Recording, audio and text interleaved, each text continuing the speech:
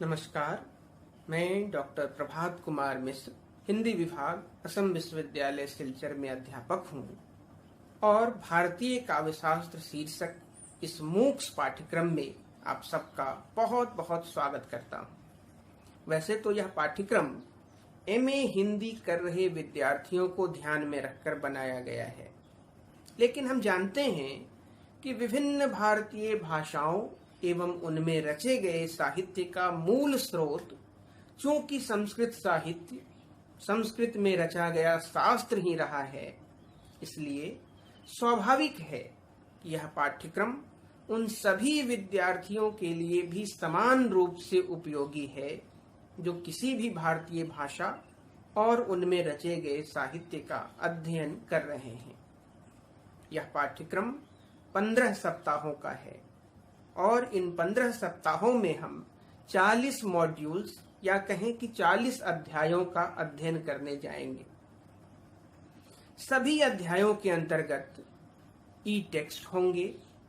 Video व्याख्यान होंगे, स्वयं मूल्यांकन के प्रश्न होंगे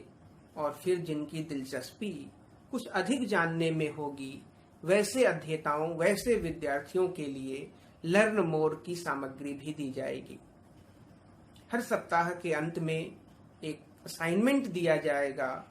और ऐसे साप्ताहिक असाइनमेंट्स को पूरा करने के बाद अंतिम परीक्षा उत्तीर्ण करने के पश्चात आप सब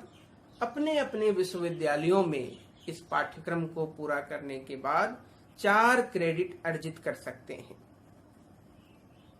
शुरुआती कुछ सप्ताहों में हम इस पाठ्यक्रम के अंतर्गत काव्य शास्त्र का अर्थ,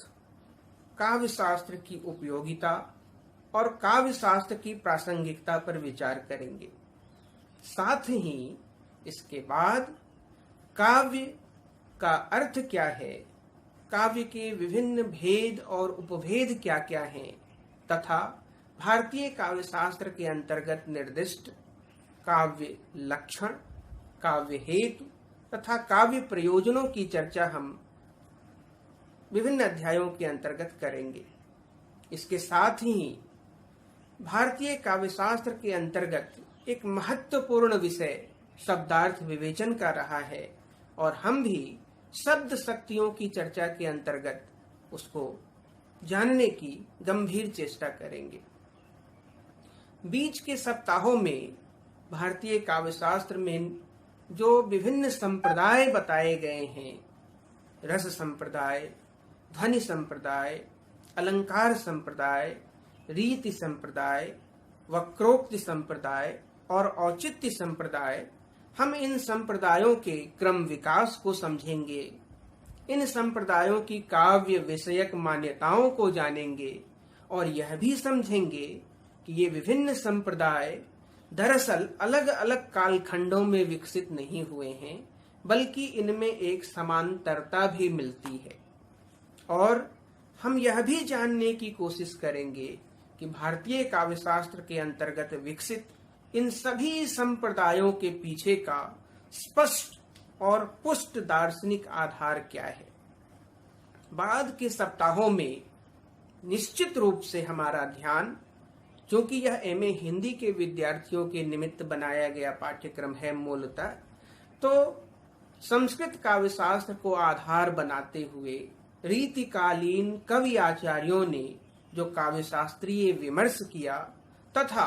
आधुनिक काल के साहित्य चिंतकों ने उसमें जो जोड़ा है, उस चिंतन को आगे बढ़ाया है, हमारी कोशिश रहेगी कि हम उन सब बातों को विभिन्न अध्यायों के अंतर्गत समेटें। आखिरी सप्ताहों में यह भी चेष्टा की जाएगी कि हम भारतीय काव्य शास्त्र और पश्चिम के काव्य शास्त्र पर भी कुछ तुलनात्मक चर्चा कर सकें। भारतीय काव्य शास्त्र के